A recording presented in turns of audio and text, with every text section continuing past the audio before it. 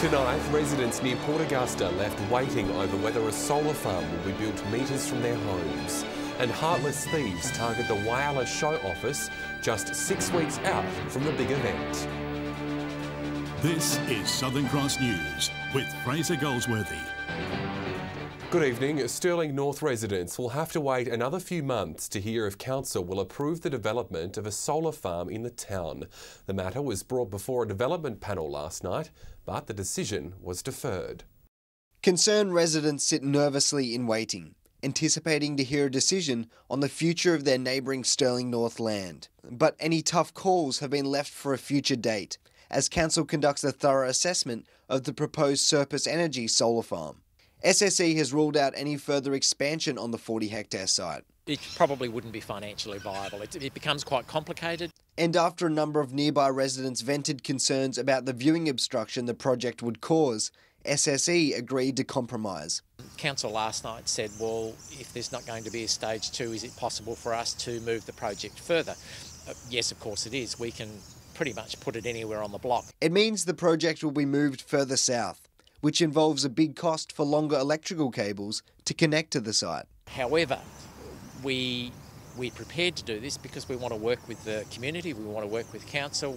The council has asked SSE to resubmit their proposal with the revised location for the development site, as well as addressing a number of concerns, including improving the stormwater drains and the impact the reflection from the solar panels could have on passing aeroplanes.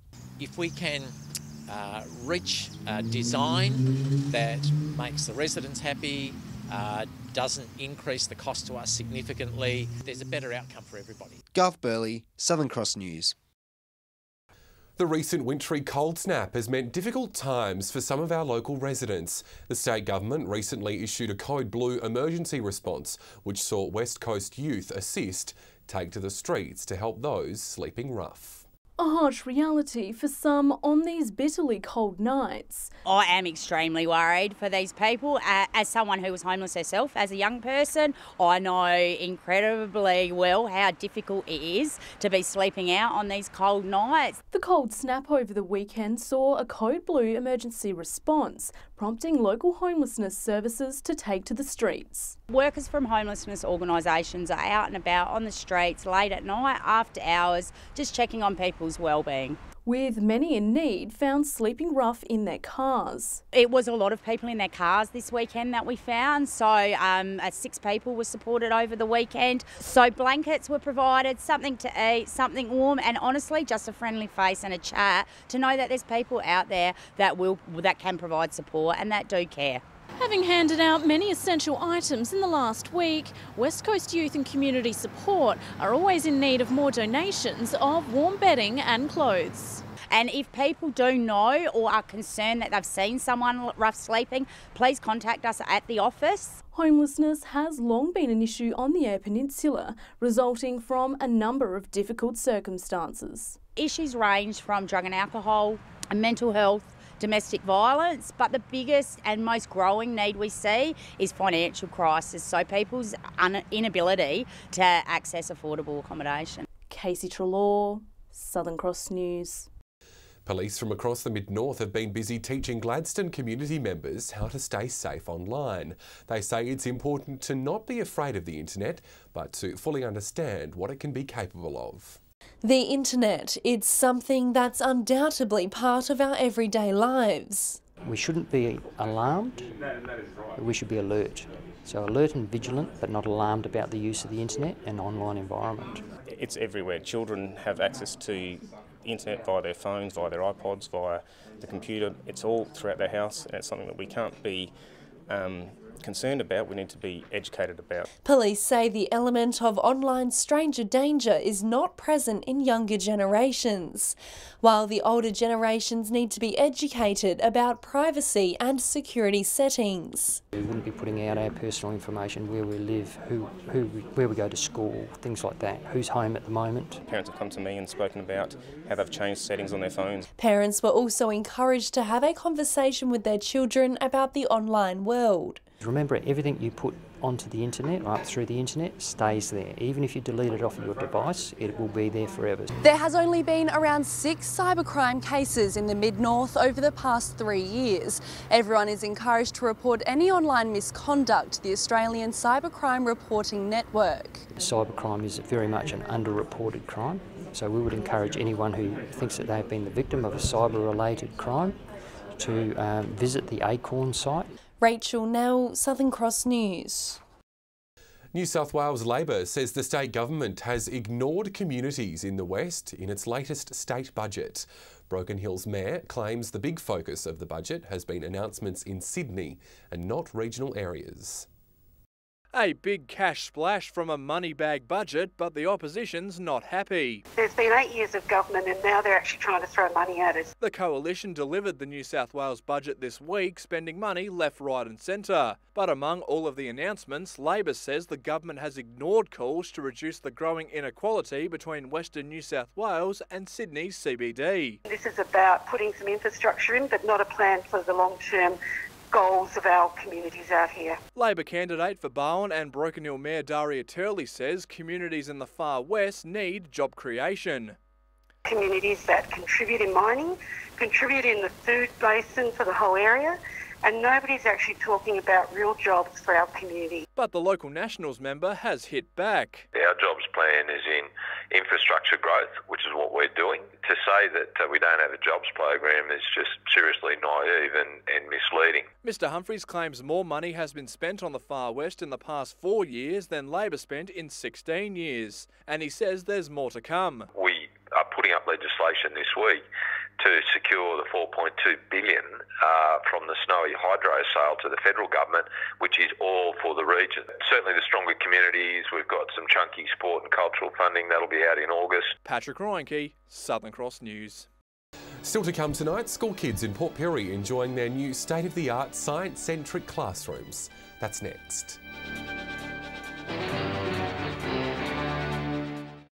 Whyalla show organisers have been left to pick up the pieces after thieves targeted their head office over the weekend. Petty cash and show tickets were stolen just 6 weeks out from the event, prompting the society to warn locals to watch out for unofficial sellers. In just under 2 months, the Whyalla show will be up and running, so disruptions to getting it ready couldn't have come at a worse time. Unfortunately, organisers have been left stunned after their office was broken into over the weekend. Hard-working volunteers out here, working very, very hard. The show's actually weeks away. And yeah, we've had a break-in and a bit of a setback. Robbers smashed through an office window after undoing a security screen. Once inside, the bandits damaged a wall to unlock an office before going through storage areas. The culprits then helped themselves to a number of items, including a security camera. The whole system was taken. Tickets, a very small amount of petty cash that is kept on premises. Ms Pond is warning residents not to buy cheap tickets, saying those without an official stamp or serial number on the back are invalid. And you will absolutely not get through the gates, no matter what your story is.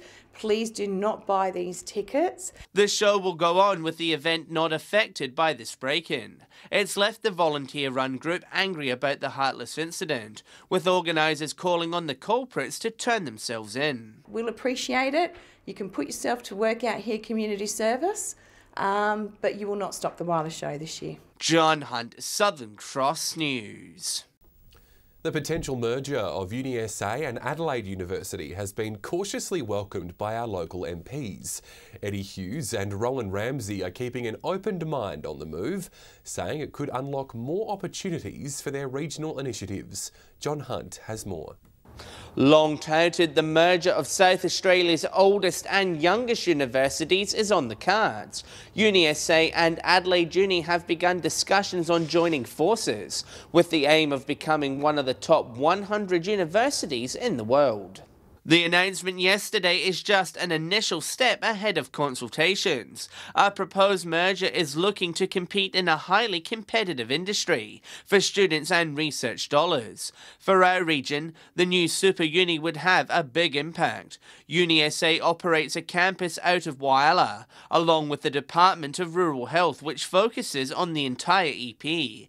Adelaide Uni has a number of satellite study centres, including a medical rural clinical school. Federal MP Rowan Ramsey says while it's early days, it could be a game changer for regional tertiary education. Probably enhances our possibility of getting more courses and more students. I would hope, but I really don't see how this becomes a downside. State MP Eddie Hughes says he's supportive of the talks, saying a larger uni would mean more resources. He says any investigation must look at what opportunities are available for regional areas to attract students and research. In the advocating on behalf of our communities and on behalf of regional South Australia to derive a significant benefit. Now, there's a long way to go before anything concrete is finalised, so we'll have to wait and see how the merger would change things. Both UniSA and Adelaide Uni did not respond to our request for comment. John Hunt reporting there. Students from Port Pirie West Primary School are finally learning in their new state-of-the-art STEM centre. The new facility will provide the students with improved learning opportunities in a modern atmosphere. A $1 million facility aimed at teaching science, technology, engineering and maths in a more engaging way. The STEM build has included an outdoor learning area, it's included a new kitchen, a multi-purpose room, a creative studio and a fabulous STEM lab. The robotic room focuses on engineering and technology. Students have to program this ball to jump the bridge, while the science labs allow for younger students to get their hands dirty, using scientific formulas and maths to create this slippery slime. It's hands-on. Our other sort of learning areas sort of give us the ability to sort of open up and the kids can move around freely and really engage with what they're doing. Their creative thinking and their problem solving skills and help them for their future in the STEM industry. It's been 7 years since the school was last upgraded, and the new state-of-the-art centre has been creating a lot of excitement throughout the community. The students and the staff have been really excited about coming into the building because it's been blocked off for 10 months. I think it's a very good learning environment, and it also would teach us a lot of future skills for technology that we would use in the future. Rachel Nell, Southern Cross News. Still to come tonight, Few Watch, plus Port Lincoln set to host its first state fight night next month. The story next. Welcome back, you're watching Southern Cross News. The New South Wales Shadow Water Minister has taken aim at his government counterpart for breaking his promise to fix the Darling River. The accusation comes as the long-awaited Water Management Bill was introduced to the Legislative Council this week.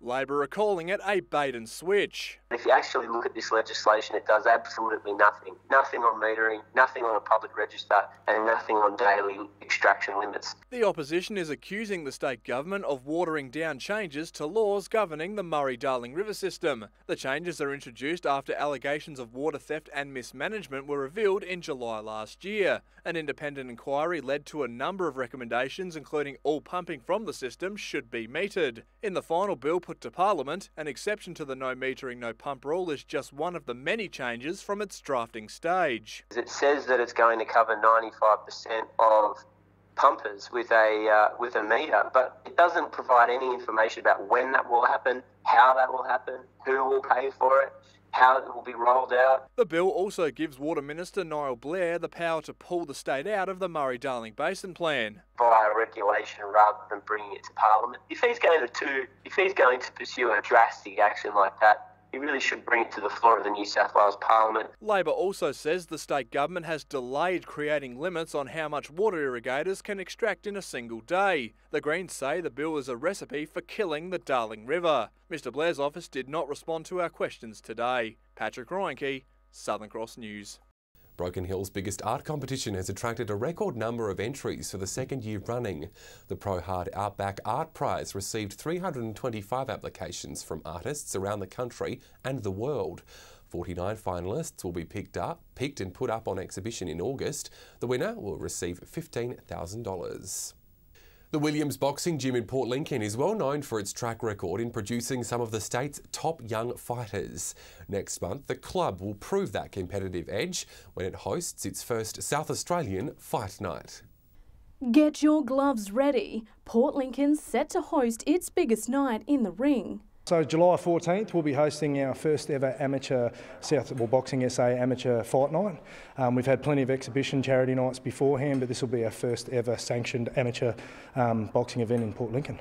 Some boxers will travel from interstate, including Commonwealth Games competitor Terry Nicholas, and there'll also be a local flavour. We'll also have George Shepherd, a local boy from our gym. He'll be fighting for the Boxing SA 75 kilo belt, as well as a locally sponsored belt.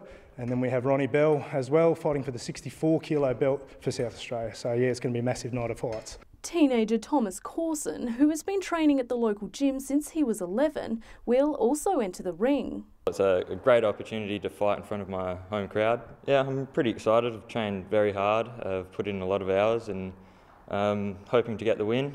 With a few tickets left for sale, the fight night is open to the public in the hope to attract new promising fighters. That is the hope. So, you know, we're an ever-growing club, so it is good to showcase what we do inside the club and people will see that and they might want to be a part of it. Casey Trelaw, Southern Cross News. Time now for Fuel Watch. Here's Pat. It's been up and down at the Bowser. Some places are seeing green while others are seeing red. Starting with unleaded, and both Port Lincoln and Whyalla have had good weeks. Lincoln is down by a cent, Whyalla is down by half of that. Port Augusta is also on the downward trend, but the price has barely changed. Kadina is down by 2 cents and joins Port Pirie on $1.49. Here in Broken Hill, the prices are on the way up and hovering around $1.54. Adelaide joins the Silver City with the same price after a 21-cent spike. To diesel now, and Port Lincoln is down to $1.53, while Port Augusta and Whyalla are on $1.54. Port Pirie and Kadina have both dropped by 3 cents. Pirie is now the cheapest in the Gulf. In the Silver City, it's getting worse and worse. The price now up to $1.58, and Adelaide rounds out the board with a 3-cent decrease to sit on $1.46. Now remember, these prices are the regional averages, and they do not reflect any one particular outlet. If you happen to find a spot that does sell unleaded or diesel for cheaper, let us know on our Facebook page. Stay with us. After the break, we'll have all the local weather details with Amy. And the cloudy skies have come over the Spencer Gulf, Amy. That's right, Fraser. However, the sun is going to make an appearance once more this week. I'll have all the details up next. Welcome back. As mentioned earlier, it was a cloudy day for most centres today. Showers and 16 in Port Lincoln, while Port Augusta and Whyalla were only slightly cooler. Checking the satellite now, and cloud crossing from the west isn't bringing any rain. However, cloud thickening near a trough and a front will cause rain on the Nullarbor and spread to the east. If you're out on the waters tomorrow, southerly winds will shift southwesterly at 10 knots, while seas will reach 1.5 metres. Sunrise is at 7:24, while it will set at 5:17. And before we get to tomorrow's forecast, a big thank you to Sean and Jody, who captured this frosty morning on their farm. And if you have a weather shot you'd like to share, we would love to see it, and you can email it to us at localnews@sca.com.au.